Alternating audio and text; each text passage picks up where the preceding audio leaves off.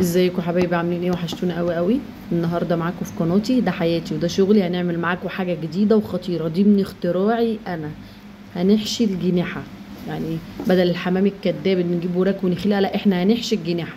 هنجيب من عند بتاع الفراخ اجنحه مخليه، او انتي خليها في البيت، سهله جدا وجميله جدا جدا.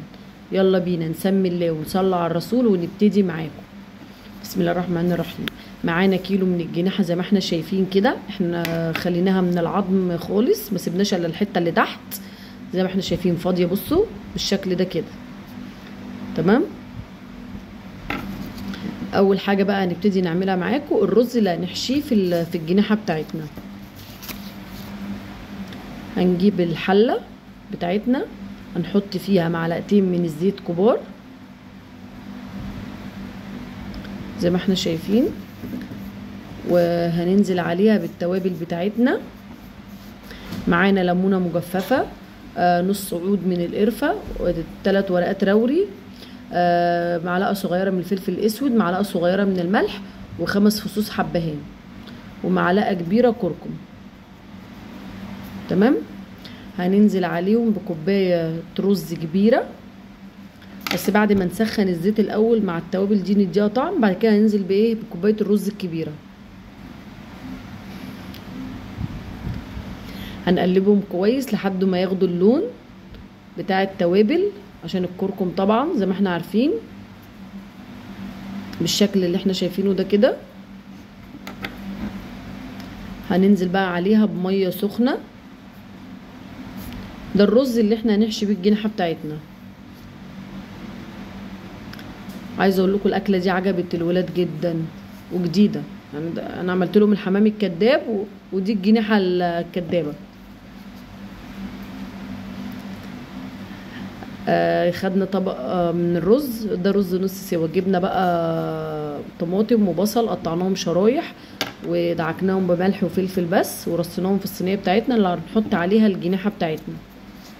هنحشي بقى الجناحه معاكم زي اكنك بتحشي ممبار بالظبط. هو الجناح كله قد الممبرايه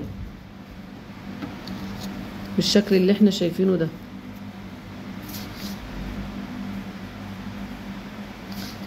دي حاجة ممكن تكون جديدة على ناس وغريبة على ناس، ممكن تكون ناس ما بتحبهاش، بس والله الأكلة جميلة جدا يعني أنا شخصيا عجبتني جدا جدا. أزمات آخر الشهر عشان الفراخ غالية.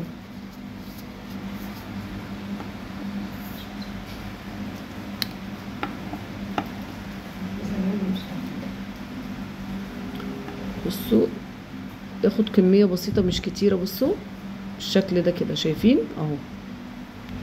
عايزة تحشي تاني نحشي.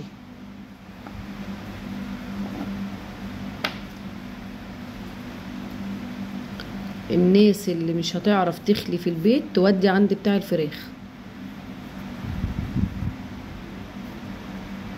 بصوا شكلها عامل ازاي، تحفة.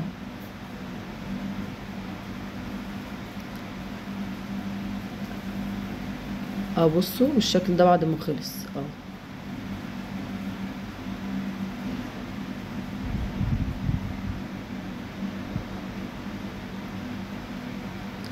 هنحشي واحد كمان.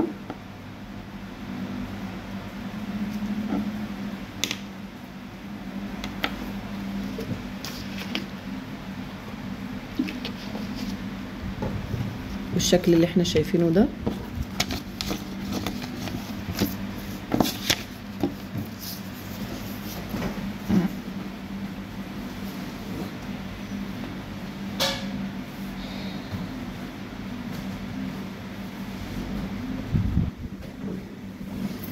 بصوا جميلة جدا.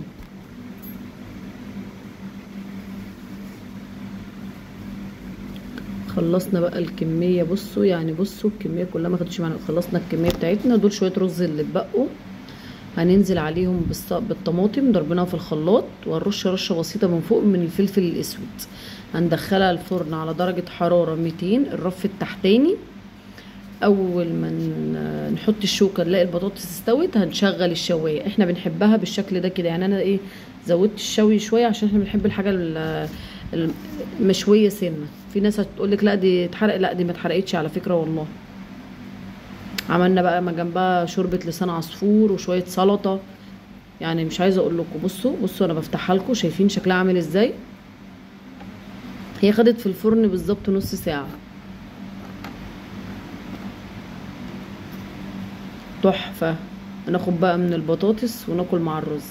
والبطاطس بقى ايه، جميلة كده، مش دايبة خالص، لا السوا بتاعها مظبوط. ما تنسوش اللايك والشير وتفعلوا